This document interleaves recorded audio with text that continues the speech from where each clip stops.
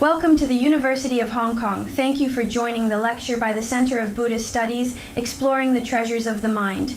We are very happy to have this opportunity today. We have invited Khenpo to the University of Hong Kong to give us a teaching. Now let's welcome Khenpo Sodargye to the stage. Thank you.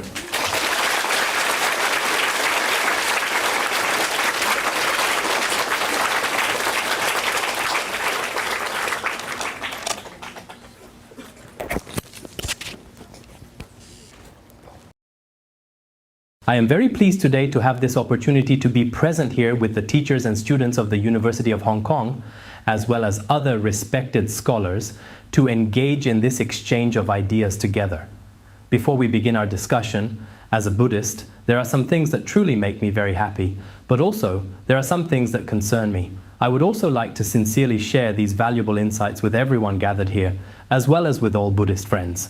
What truly makes me very happy is that nowadays, even at a university like the University of Hong Kong, there is a Buddhist study center of considerable scale, which also proudly offers comprehensive master's and doctoral degrees, and is a very strong and well-established institution. It conducts long-term research, engages in continuous study and thoughtful reflection, and actively promotes the Dharma. For us, this is a truly meaningful and profoundly significant event. We also wanted to, as I just discussed in detail with the relevant Dharma teachers and those in charge, in the near future collaborate closely with Tibetan Buddhism or with those who have achieved excellent results in Tibetan Buddhist practice, especially in the crucial area of meditation. In this important regard, I think we can effectively work together with the University of Hong Kong and have truly excellent and deeply shared research topics, including those on the profound study of Buddhism and modern science, and also joint cooperation in the significant area of spiritual cultivation.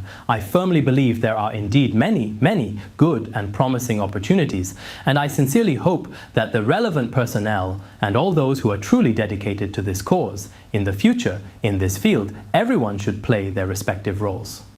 Because we are indeed profoundly attracted by the truly profound teachings and the deeply intricate theories of Buddhism, whether considered in terms of personal faith or rigorous academic pursuits, and in many other significant aspects, as for myself regarding the doctrines and the wisdom of Buddhism, I can state that not just in this present lifetime, but even in this life and in all lives after, I will never truly part from such profound teachings. I have this deep confidence from the very bottom of my heart. I think there are also many intellectuals who are happy to participate. In the process of participating, everyone is not driven by selfish motives, because in today's society, utilitarianism is very strong. Everyone is striving from morning till night for their own interests. I think this is not very valuable or meaningful. The most meaningful thing is first to promote the Dharma. The second is to rely on such truths to benefit and help sentient beings. I believe this is an extremely significant and truly important matter, so everyone should actively strive to participate and contribute. The second crucial point I am deeply contemplating is, as for the current situation in Hong Kong, I am also quite intimately familiar with its unique characteristics. I first came to this city as early as 10 or even 20 years ago. Consequently, I also possess a very good and comprehensive understanding of the specific situation of the Buddhist community residing here. Speaking of the Buddhist faith, there was quite a lot of freedom in many aspects. 20 years ago, I personally indeed envied that. Back then, it was probably in the 1970s or 1980s. His Holiness Dudjom Rinpoche established some spiritual centers here. In 1987, I once saw some photos. At that time, in mainland China, basically in the cities, Tibetan Buddhism or other Buddhist traditions were rarely widely. Later, I also came here 10 years ago. But here, perhaps to be honest, because it is too open, in some places, there are also situations where good and bad are mixed together. In my view, the true Buddhism in Hong Kong in terms of practice, research and academia has made some breakthrough progress in certain areas. But in some respects, compared with 20 years ago, not only has there been no progress, there has even been decline. I have even seen many Hong Kong people, because every day people are busy with life, moving at an especially fast pace. Even on the streets, it seems like even before the traffic lights change from red to green, people are already running the red light and rushing across the street. Many people are just desperately hurrying along, and this is becoming more and more common. In this era, it is indeed quite difficult to truly embrace Buddhism, but most importantly, there are some individuals who are particularly not in accordance with the Dharma, And in these places, they often stand out more, honestly speaking. Some are not even Tibetan Buddhism at all, but still operate under the name of Tibetan Buddhism, and they have thousands upon thousands of followers who are extremely devoted, including the distinctive clothes they wear and some of the things they do. These practices are distinctly neither traditional Tibetan Buddhism nor conventional Chinese Buddhism. Yet, despite these clear differences, these particular practices are often quite widely popular here. As for the genuine study of Buddhist theory and its actual practice, I asked some Buddhists, and basically many of them are busy with their daily lives. Consequently, they don't practice as diligently as people do in the mainland. A significant number of people don't have this practice, which is truly a pity. Take the mainland, for example. Of course, there are also many improper practices, including among monks and There are also some improper phenomena in both Tibetan Buddhism and Chinese Buddhism. But over there, it's not done so openly and blatantly. They can gather a large number of people wearing all kinds of clothes, even strange hats. All sorts of bizarre things are very well received by everyone. This kind of phenomenon basically doesn't exist. Most Buddhists tend to move in a positive direction. Especially when it comes to studying the Dharma, they walk a more upright path. So on certain issues, I think as Buddhists, of course, most of the participants today are students and teachers from this university. In this case, they may not necessarily be devout Buddhists, but they have an interest in studying Buddhism. And as for other intellectuals and Buddhist friends, they should bear a certain significant responsibility toward Buddhism. When we observe Buddhism in its current state, what kind of mindset should we truly have to, on the one hand, help save? This is something that deserves our attention. Now, for today's lecture, the main focus is for all of us to explore the mysteries of the mind or the treasures within our own minds. Of course, if we were to dig a little deeper into this matter, or perhaps try to understand this complex issue even further, we would find to fully comprehend, realize, and attain the mysteries of the mind is not an easy task, let alone today, when we only have about 1 or 2 hours to explain everything clearly to everyone. It's impossible for me to explain it all, and it's also impossible for you to fully understand it. But it is important for us to symbolically understand the intricate mysteries of the mind and the fundamental nature of the mind itself. First, let's talk from a more worldly perspective. How we deeply regard our inner mind is extremely important.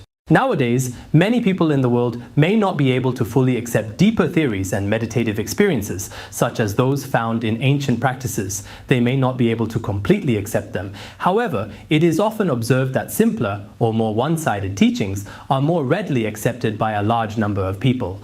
The most crucial and significant thing to consider, I believe, is that regardless of the specific level of understanding or experience you currently possess, whether you are a monastic, a layperson, or even a university professor, we all need a pure state of mind. First, you could say we need a happy state of mind. Of course, just talking about being happy might be somewhat difficult. I once read a book called Happiness, and in it, it says that happiness is a kind of realization, and realization is a form of happiness. If we can adjust our usual mindset to a state of happiness, that is indeed extremely beneficial. Of course, for those of us who are here, just talking about happiness itself doesn't necessarily mean that we can truly achieve it. But in fact, if we observe with genuine wisdom, happiness is certainly not unattainable. In our daily lives, when we often encounter certain situations, we often tend to feel unhappy, a common human experience. But fortunately, there is a profound way to observe and understand this unhappiness. This insightful approach was mentioned a long time ago by the revered Indian master Shantideva, who in his work, The Bodhisattva's Way of Life, wisely stated, if something can be changed, why not simply be happy? If a situation can be changed, why not just be happy about it? If it truly cannot be remedied or fixed, then what exactly is the use of being upset about it? If something has already happened, like when we accidentally break a bowl, for example, and there is truly no way to fix it, then being unhappy is of no real use at all. In fact, I often use this saying to remind myself. This time I can share this with everyone. You can also deeply reflect on this in your everyday daily life. We often encounter many challenging and unpleasant things. When you feel unhappy or distressed, take a moment to ask yourself and carefully observe your thoughts and feelings. Is this matter truly beyond remedy? Is there really nothing that can be done? If there is absolutely nothing that can be done, then no matter how truly unhappy, deeply pained, intensely resentful, or utterly heartbroken you are today, no matter what, in reality, this is something that can indeed never be undone. There's nothing you can do about it, but if there's still a glimmer of hope, then we should face it proactively and address it with utmost sincerity. Even if you feel unhappy at this time, in fact, this matter can naturally be resolved. This is a particularly precious wisdom left to us by the great sages of the past. Therefore, I think that in our daily lives, sometimes we should pay attention to the knowledge passed down by our predecessors. A scholar once said that the value of our lives lies in thinking and awakening, not merely in survival. Nowadays, many people are constantly worried just for their own survival. And apart from this, there is nothing else. If that's truly the case, then we wouldn't actually be called humans. We would already be part of the natural animal kingdom. As we all know, in the animal kingdom, apart from eating, drinking, and sleeping, or living together with animals of their own kind, there is no higher state of mind.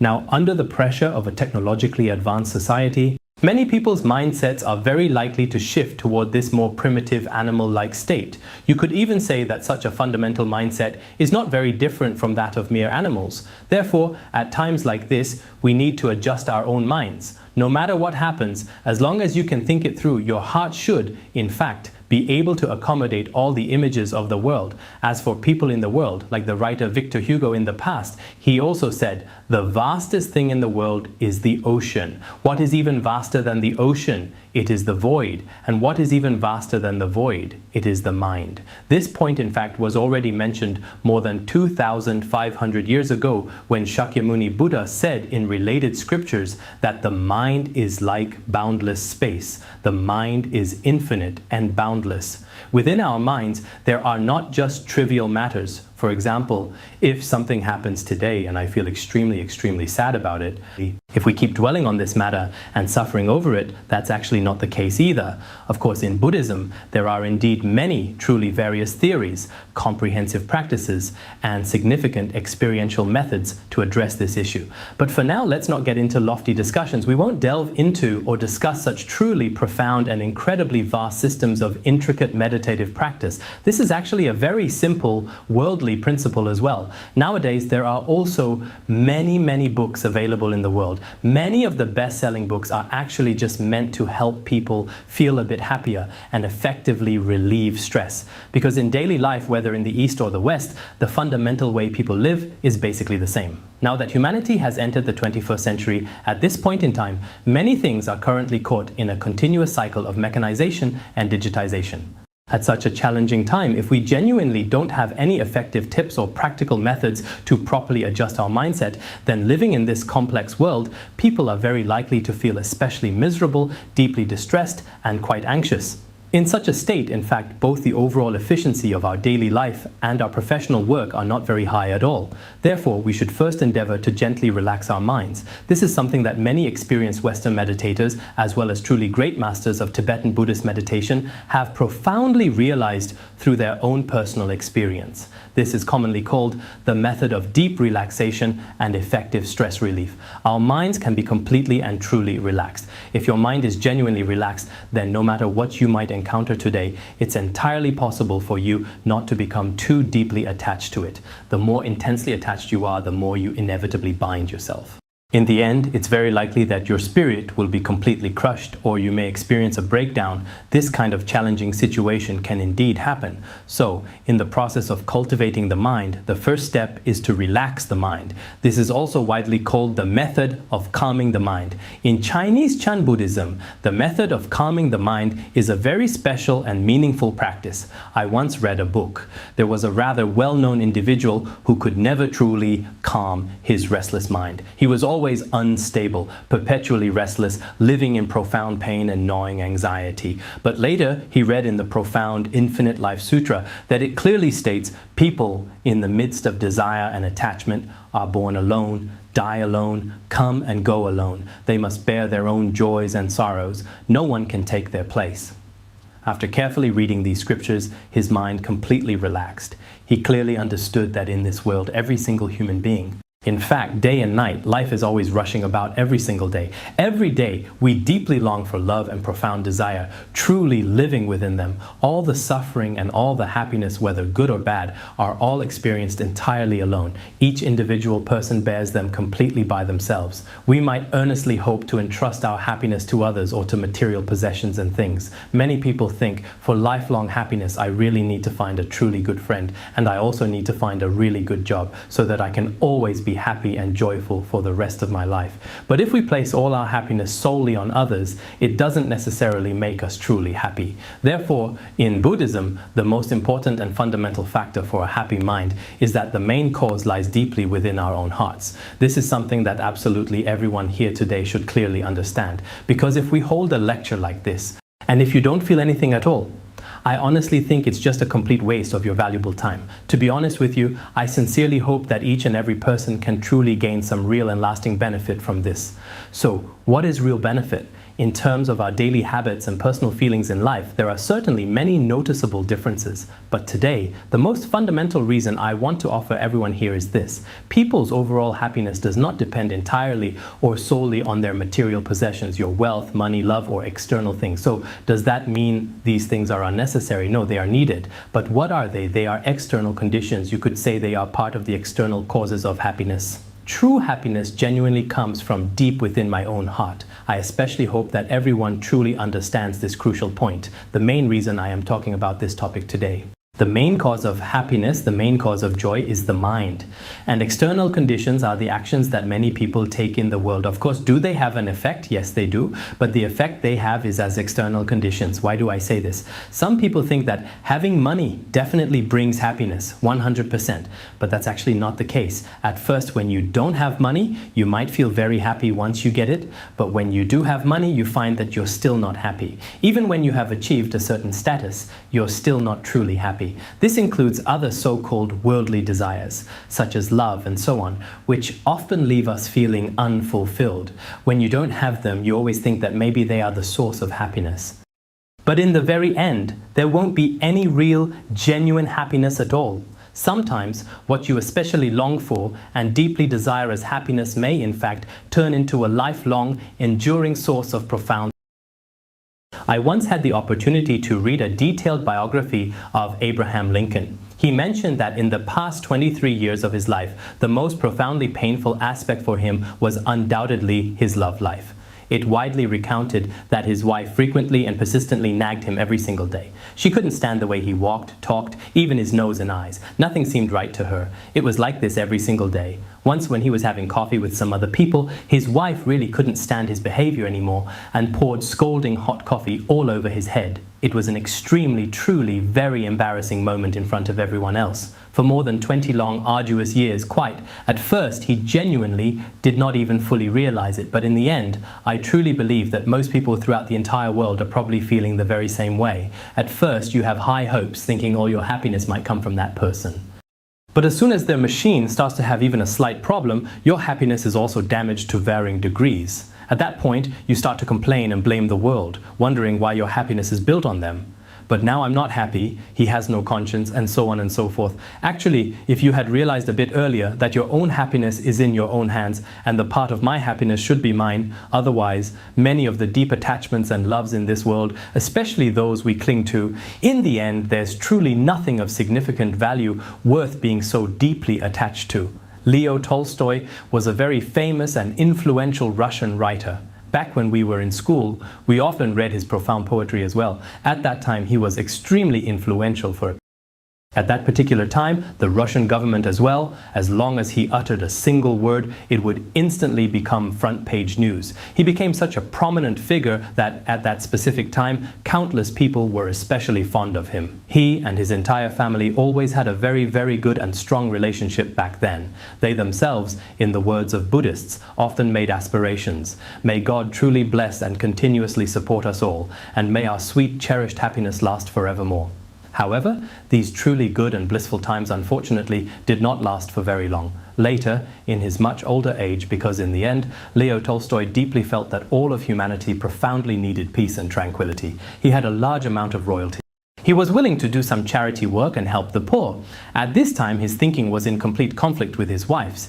His wife was very vain. Besides holding tightly to their wealth, she was unwilling to do any good deeds for others and then kept on. Approximately a quarter of every single day was just always spent arguing with him. When he was 82, he really couldn't take it anymore. Finally, during a particularly heavy snowfall, he sadly left his home on his own. In the very end, it's tragically said that he died alone in a desolate corner of a train station. But what exactly did he say before he passed away? He clearly stated that he did not want his wife to come and see him. From this impermanent story, we can see that many people in the world may not truly have the very same experiences as they did, but there are indeed some significant changes. Impermanent changes can always happen at any time. So, if each person bases their happiness on other people, on their accumulated wealth, or on any other external conditions or circumstances, I always feel that this is very unwise indeed. You should truly be the one to grasp the deep happiness within your very own heart. Of course, if we are fortunate enough to attain a state of profound Zen or reach even higher levels of dedicated spiritual practice,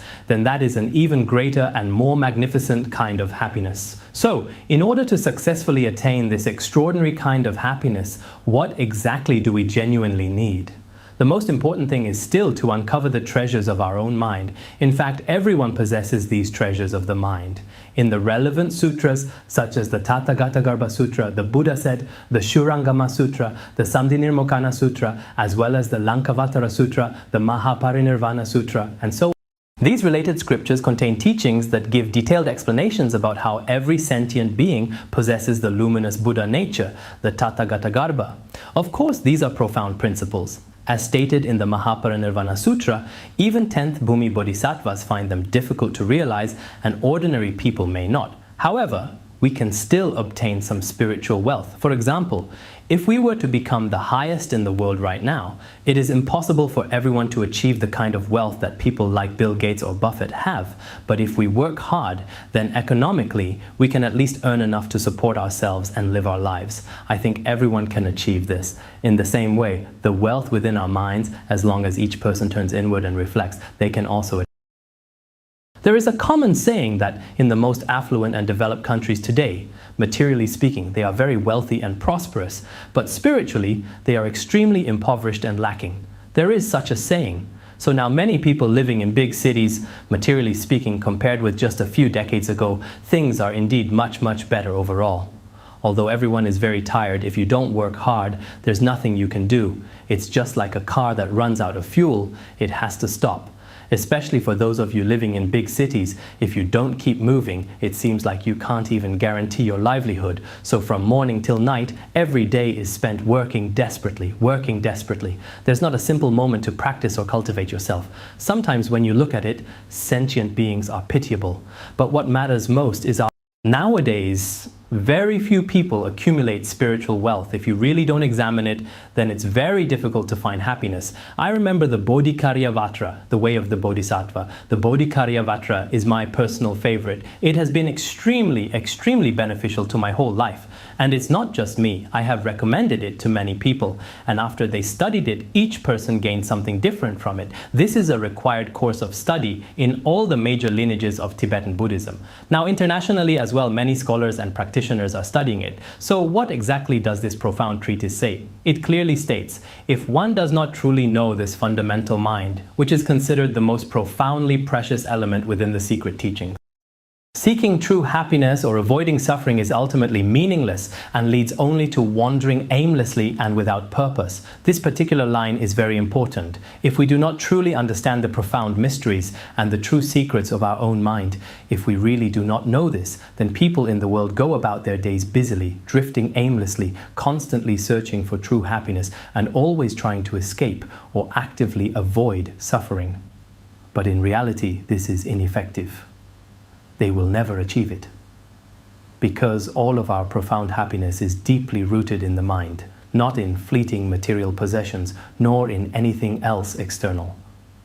If you truly want to understand the intricate mysteries of the human mind, everyone should take a moment to look for themselves.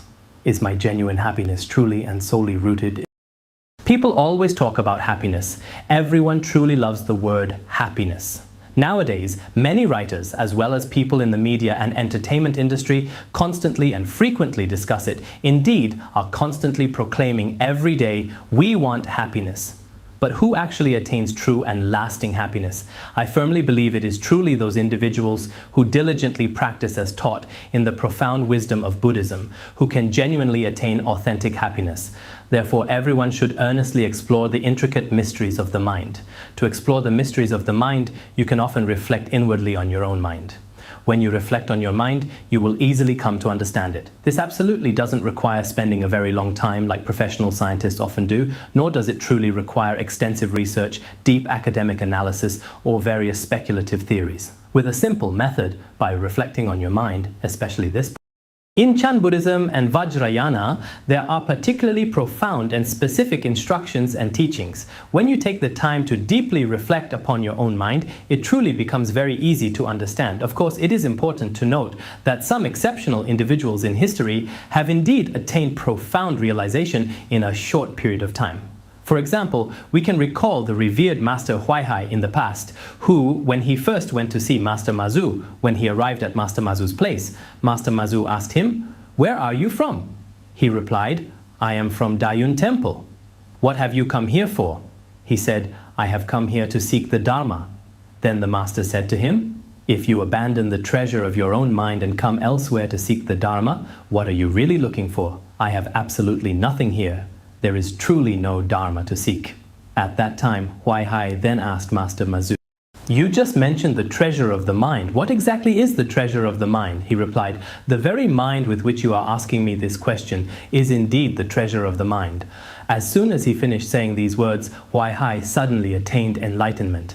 For those with the right karmic connection, there is a way to express this profound truth. Sometimes, with just a single sentence, when you turn your attention inward to your own mind, you immediately realize, so this is how things are in this world. Apart from this, there is nothing else. It's just that we keep going in circles. According to the exoteric schools, we observe this using the Madhyamaka method, or perhaps the Yogacara method. Other schools also have many different methods of observation. All of these are just theoretical speculations. Nowadays, many people in academia use archaeology today, philosophy tomorrow, and the day after tomorrow they use some other philosophy, this discipline or that discipline, to start their investigations. But in the end, none of them truly achieve the real goal, because this is a very profound dharma. If you say it's deep, it's extremely deep, but if you say it's simple, it's also a straightforward method. Just recognize your own mind. On this point, I think, of course, as I am here today, according to some teachings in Vajrayana, it's not very convenient to discuss. It requires preliminary practices, empowerment, and many layers of steps. So these are not very convenient. However, within Vajrayana, there are some theoretical principles that are quite similar to those of Chan Buddhism in the exoteric tradition. Today, I can also share these with everyone. At this point, really think about it. When we truly talk about your mind, this is indeed what I mean. Whether you are a university professor or perhaps a practitioner of Buddhism, observing your own mind is actually quite easy. When you observe your mind, it's not as mechanical materialism claims nowadays, that our mind is located in the brain. This is absolutely not the case. Nor is it in the heart, nor is it anywhere else. From beginningless time, or from childhood until now, I have believed that my mind exists, but does my mind have color? Does it have form? What exactly is it like? When you observe your own mind, it is extremely rare. Its very nature is emptiness, and it is also a kind of luminosity. This kind of mental state, in fact, is referred to in many sutras and treatises as Tathāgatagarbha, luminosity, or what is called dharmata, among many other terms. Terms like inseparability of appearance and emptiness, inseparability of clarity and emptiness, and so on, are used to describe it. When these are explained with terminology on the surface, whether you are an ordinary practitioner or an intellectual, but in fact many people have recognized the true nature of their own mind. In Tibetan Buddhism, there was a particularly great master named Mipham Rinpoche. When he went to rely on his teacher, there was a time when he was seeking out his teacher, Jamyang Khyentse Wangpo. When he went in, because Jamyang Khyentse Wangpo was extremely famous in Tibet at that time, he had many loyal guards, and at that time the guards all said, "Today you are not allowed to see the master. You cannot go in." Mipham Rinpoche ignored them and rushed in forcefully. After entering, he saw his teacher sitting with a large cloak covering his head. As he sat there, he was also very afraid at the time. He didn't dare make a sound and just knelt in front of his teacher for a long time. The teacher didn't say anything, and the disciple didn't say anything either. Suddenly, with an unexpected and swift motion, the teacher reached his hand out from under the concealing cloak. He then forcefully struck him squarely on the body, and with a commanding tone, he uttered the words, "Who are you?" The moment he spoke those crucial words, "Who are you?" it became absolutely clear to him, because that distinctive voice had already unmistakably broken through the silence and revealed his true identity. In Chan Buddhism, there is a saying, "Strike the thoughts dead and allow your Dharmakaya to live." When your present thoughts are struck down, the wisdom of the Dharmakaya manifests immediately. This is also found in Tibetan Buddhism. From ancient times to the present, there are countless such examples. Truly, there are actually, in fact, quite a few people who have attained genuinely high levels of spiritual practice, and there are many individuals who have fully and profoundly realized the true, inherent nature of the mind. For example, in the profound practice of Chan Buddhism, using a huatu like, "Who are you?" a simple yet deeply contemplative question for profound introspection and contemplation, sometimes accompanied by a powerful shout or a decisive blow. Such simple yet potent phrases can instantly and completely disperse all the obscuring clouds of greed, anger, and ignorance within your mind, and then your own true enlightened nature, innate luminous nature, which every sentient being possesses, will immediately manifest. In fact, such dedicated practitioners are indeed extremely important and valuable nowadays, and they truly exist in many different places. Among the numerous people I personally know, including some very high-level leaders and people from all walks of life, there are such individuals. Some of them simply do not openly express it, but in reality, they should exist. I hope that many people, including practitioners and researchers, should make efforts from within their hearts. This is extremely important for spiritual practice, to recognize the Tathāgatagarbha, to recognize one's own mind. Like some other exoteric schools, they have long traditions of research and methods of analysis. Of course, diligently studying philosophy and the precise step-by-step reasoning of Madhyamaka, this approach can lead to understanding. My mind is not existent, not non-existent, not affirmation, not negation, not existence, not non-existence, not permanence, not annihilation, neither coming nor going, neither eternal nor ceasing, neither born nor destroyed, neither increasing nor decreasing, and so on. One can also analyze in this way. At this point, it is just as described in the Heart Sutra. Form is not different from emptiness. Emptiness is not different from form. Some people think, how can form be emptiness? And how can emptiness be form? Actually, if we look at it from some worldly theories nowadays, this is very important. Some people think, apart from form, there is a separate emptiness, that form and emptiness are separate. This explanation is incorrect. I have seen interpretations like this, but they are unreasonable. This is something intellectuals nowadays find to be a very easy to understand method of reasoning. For example, in physics, it breaks things down from molecules, atoms, atomic nuclei, and finally to quarks and subquarks. If we simply talk about quarks, is the essence of this bottle actually quarks? Anyone who carefully studies the principles of quantum mechanics would certainly say that this is a particular kind of quark. Quarks are really indeed the bottle. I can quite just reason it out this. The bottle is not different from quarks. Quarks are not different from color. Color is quarks and quarks are color. So, could other people also make such a mistake like this too? If it's quarks, then exactly how do you drink water?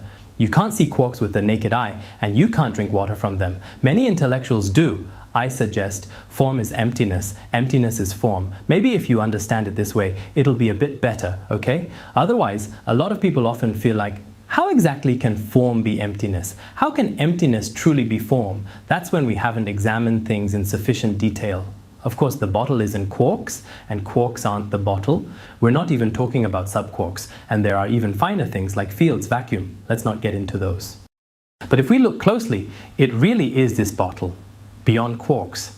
Sub-subquarks, the most subtle things, ultimately turn into a kind of emptiness. So at this point, its essence, before being examined, is just a bottle. We're still using it as such.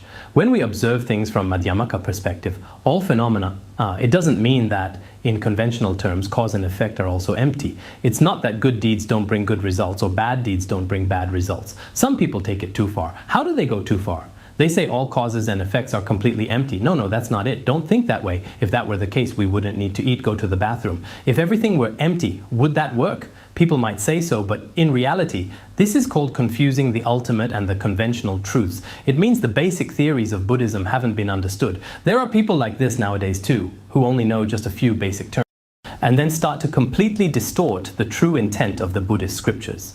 This is truly quite unreasonable indeed. When we analyze things from a certain Madhyamaka perspective, form is not different from emptiness. Emptiness is not different from form. The nature of mind is emptiness. The nature of emptiness is luminosity. These two can be reasoned about in this way. The nature of mind is emptiness, and the nature of emptiness is luminosity. It's not just mere emptiness.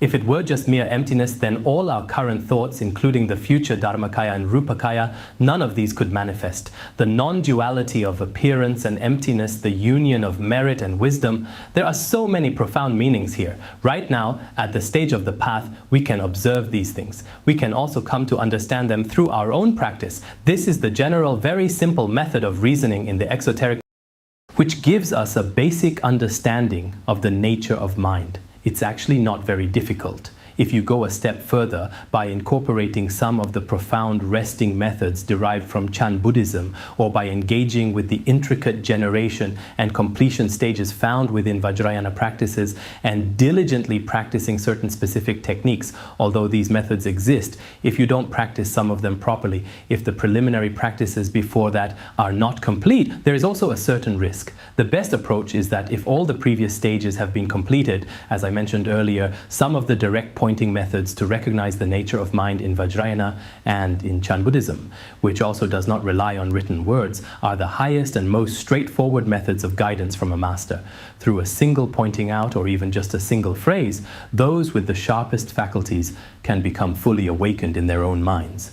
Many people only show a slight sign of this kind of awakening. For example, by simply looking at the sunlight or the beautiful flowers, they can completely understand through a certain profound method. When one fully understands, it is clear to oneself, but others have no idea about the state of your mind stream. From that moment on, you know that the true nature of your mind has always been like this. Always. Countless sentient beings have not realized this point, and they continue to endlessly drift in the cycle of samsara, suffering and enduring profound pain every single day.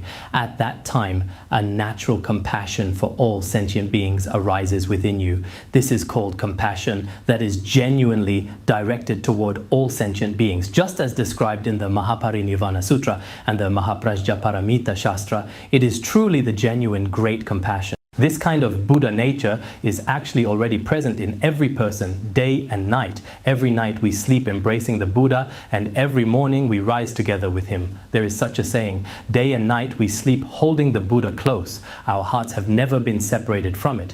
There is neither separation nor union. When you wake up in the morning, you have never been apart from Buddha nature, but people simply do not recognize it. Water, in fact, is a liquid, but when it turns into a solid, the fundamental essence of water has never truly changed. The waves of the ocean have never actually been separate from the ocean itself. When the waves are rising, in reality, they are not different from the ocean at all. All sentient beings give rise to all kinds of discriminating thoughts: greed, anger, ignorance. Yet, within the profound, non-dual nature of the Tathagata's appearance and emptiness, they have truly never been apart from it.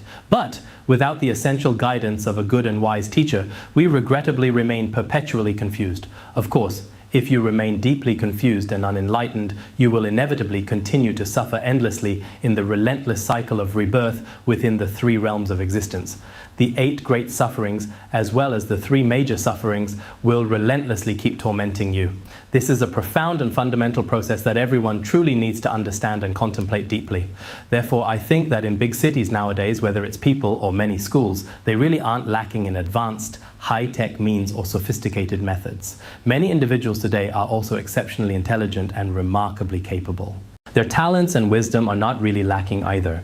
But what is most truly lacking? One significant thing is education in traditional culture. Many people don't know how to conduct themselves. Even after earning a PhD or a master's degree, when they truly enter into society, they genuinely don't know how to properly handle many different things. This is also something that truly deserves serious and careful attention. Another thing is that nowadays, many people really lack understanding and faith in Buddhism. So if a person has no faith, I once read some information from Korea. It said that young people in some countries have no hope and no happiness. Why is that? It's because they have no faith. At first, initially, when I carefully read this, it seemed quite a bit far-fetched. But in reality, people do indeed need faith. Without it, right in front of their very eyes, this entire world is just a very fleeting one, because you don't acknowledge past or future lives either. A person is just an animal that lives for a few decades, or like a blade of grass that lasts only a few decades. In that case, in this world, you could commit any evil without restraint. You could do anything you want. Your entire state of being could potentially turn into all kinds of undesirable and problematic bad behaviors. So I see that in some universities. Sometimes it's true that college students are actually quite pitiful, because from a young age they haven't received this kind of education. Quite frequently, college students encounter difficulties in effectively managing their relationships with their academic advisors or their fellow classmates, which often leads to various kinds of conflicts and disagreements that tend to arise.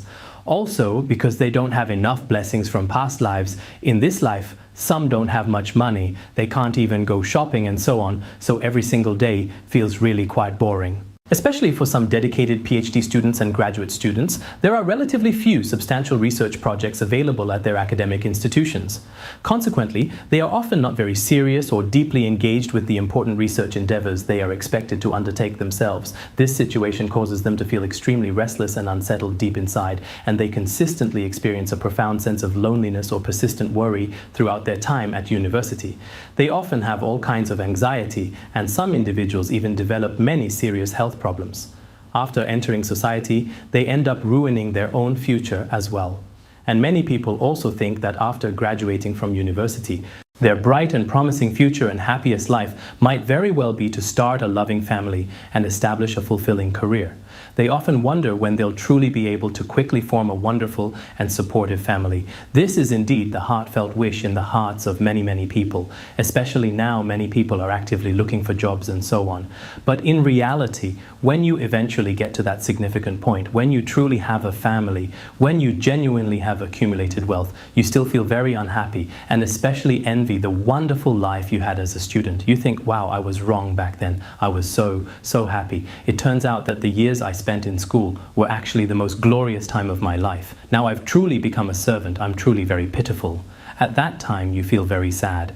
Actually, from early childhood all the way through studying, then to starting a family and career, and finally people without faith truly feel a lack of belonging in life. Of course, faith is partly related to a person's own fortune, but also to our environment, teachers, our own family, parents, and so on. There are all kinds of complex causes and conditions. With these causes and conditions, some people develop faith. Once you have faith, you can gradually improve your character. This is not particularly difficult. So I think for many people here, faith is extremely important. In the past, some people said that people nowadays need to buy cars and houses and also look for their friends, social status, and so on. People truly need these essential things. Of course, as I just mentioned, these are just external conditions. But fundamentally, we need faith, we need character, and we need lofty ideals and altruistic thinking. This is very important. If we don't have an altruistic mindset, even in school, no matter what situation you are currently in, what exactly is your goal? It's just to make money for yourself, just to live your own life. This is indeed very unscientific and also profoundly inhumane.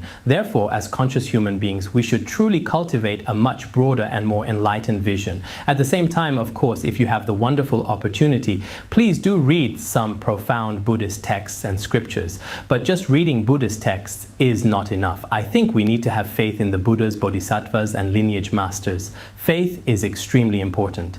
If you read a book with a truly devout and sincere heart, the profound effect is truly remarkable, completely different from reading it with a research mindset or just out of curiosity. Those are entirely and completely different. If you truly read a book with great devotion and deep understanding, it's very possible that even if you used to be a very bad person, you could later become a truly good person. This is indeed possible. There was once a revered Chan master named C.A. who in his earlier life was a butcher by trade. Later, while he was in the process of slaughtering a pig and vividly witnessing its fresh crimson blood powerfully spurt out, he suddenly observed his own mind and became enlightened on the spot. Afterwards, he then left behind a poignant verse saying, "Yesterday the mind of a demon, today the face of a bodhisattva." There is no line separating a demon from a bodhisattva.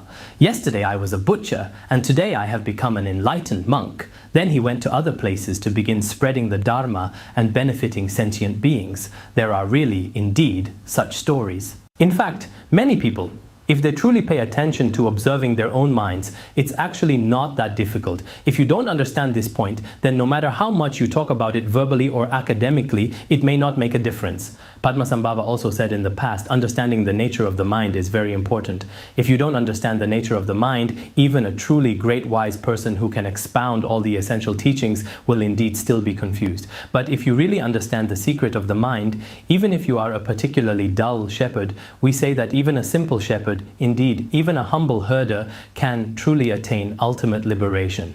This in itself is a very important and profound statement for everyone present here today. If any one of you, whether you are a Dharma teacher, a regular teacher, or just an ordinary person, if you truly understand the true nature of the human mind, then you are a great wise person, you are a true practitioner, you are a great scholar.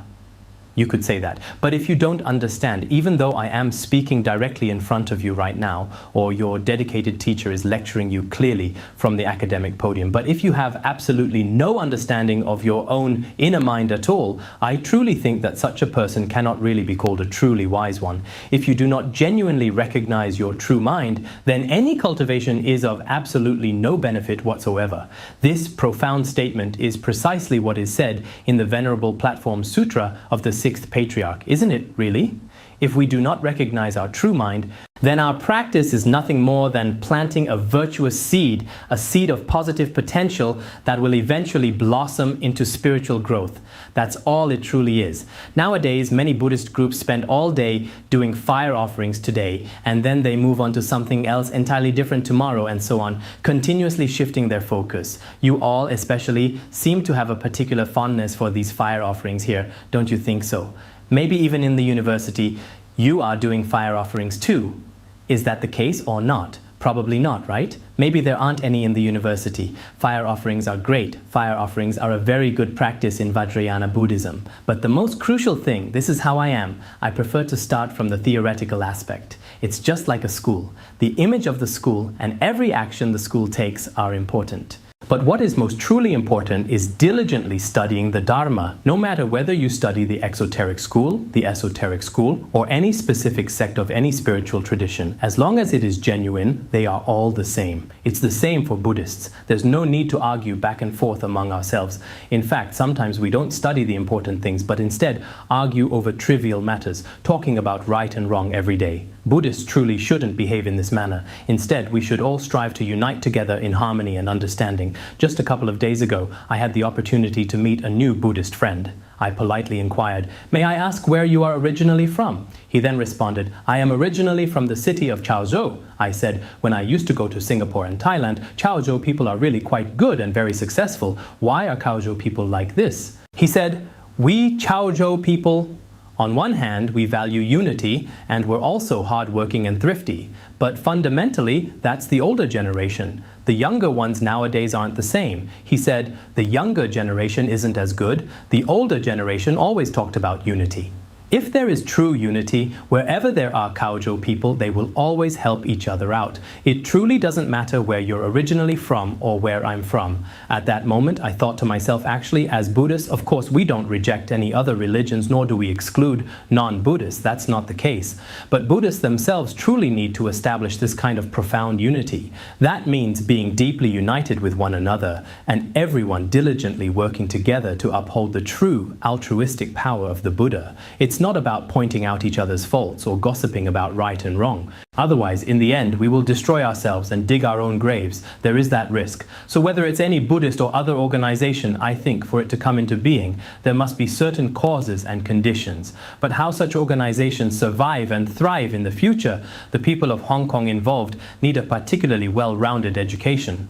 Buddhist education is indispensable at present. Right now, many devout Buddhists, including some prominent intellectuals who diligently study Buddhism, also unfortunately lack a truly proper understanding of Buddhism. On this particular point, I have also personally interacted with many esteemed intellectuals, including those individuals who specialize in Buddhist studies. However, they don't have much available time to study systematically. If you haven't studied it in sufficient depth, then when we speak to other people under the banner of Buddhism in the future, sometimes it may not align with the true intent of Buddhism, and there may be a certain gap or a noticeable distance. This includes Buddhist scholars or indeed some dedicated practitioners. Everyone truly must make a concerted and diligent effort to delve deeply into what we often talk about: listening, contemplation, and practice. First, study systematically. After studying, you will basically understand. But there is no end to learning. You can't just say, I've studied 1 or 2 treatises, so that's enough. Nowadays, many Buddhists, including those who research Buddhism, don't actually study. They just get a superficial understanding of the words and then draw conclusions.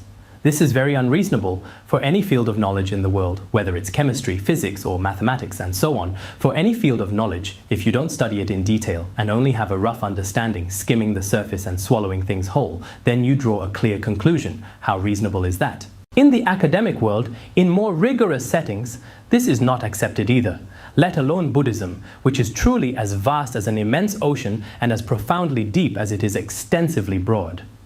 Within such a truly comprehensive treasury of Dharma, it is indeed even less possible to arrive at a truly accurate and complete conclusion this way. So, I think many people really need to make studying the Dharma a very top and essential priority. If you don't have a proper and systematic foundational education, then the behavior of many Buddhists may also become just a matter of appearances. Buddhism often becomes just bowing down, burning fragrant incense, or simply attending various empowerments, and nothing more. Receiving blessings, reciting mantras. Of course, these are all good things.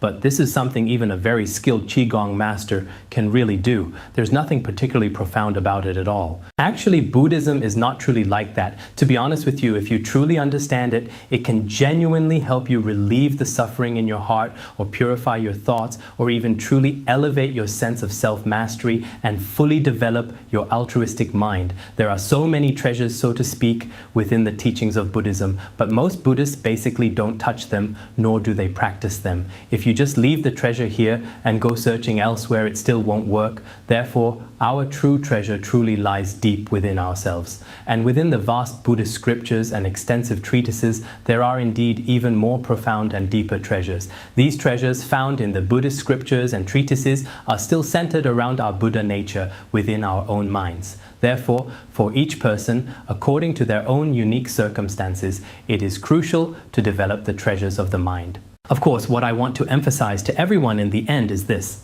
when you have reached a certain level of realization and practice, you must never trample on the law of cause and effect. For example, in Chinese Buddhist history, there are stories like Nansen cutting the cat, or Dangxia burning the sacred Buddha statue, Jigong eating delicious meat, and so on and so forth. These are some particularly profound actions, but these are truly the insights of those who have attained realization when they have reached the very highest level. In terms of their actions, in order to tame certain sentient beings, they may manifest such behaviors. Generally speaking, as your level of realization increases, your actions in terms of observing cause and effect and helping sentient beings become more and more in accordance with the Dharma. You must never act like some people do nowadays, where your actions are as lofty as a mountain peak, but your understanding doesn't even grasp the basic principle that good deeds bring good results and bad deeds bring bad results. In that particular case, your understanding and your actions do not truly correspond. That is precisely why, in the past, Chan Master Yaoshan of the esteemed Chan school also said, standing atop a lofty mountain, walking in the depths of the sea. This saying is very important. If your understanding truly stands as high as the majestic mountain peak, but your actions are as low as the profound depths beneath the water, just like here in the vibrant city of Hong Kong, you have the vast expansive sea. What do you call the expansive area beneath the vast ocean? It's just like that. Our actions should always be carried out kindly and in accordance with the sacred Dharma, especially regarding the acceptance and rejection of cause and effect. Padmasambhava of Tibet also spoke about this point. If our profound understanding is truly higher than the vast sky itself, then our actions should be even more meticulously precise than the finest powder. This means when it comes to actions, you must never carelessly slander, take life, or do anything that is not in accordance with the Dharma. As for understanding, you must find ways to elevate it. Only in this profound way can we truly nourish our hearts. Once the precious treasure of the heart is fully opened, we can then fulfill the heartfelt wishes of countless sentient beings, allowing them to genuinely experience true happiness, both temporarily and ultimately in their journey.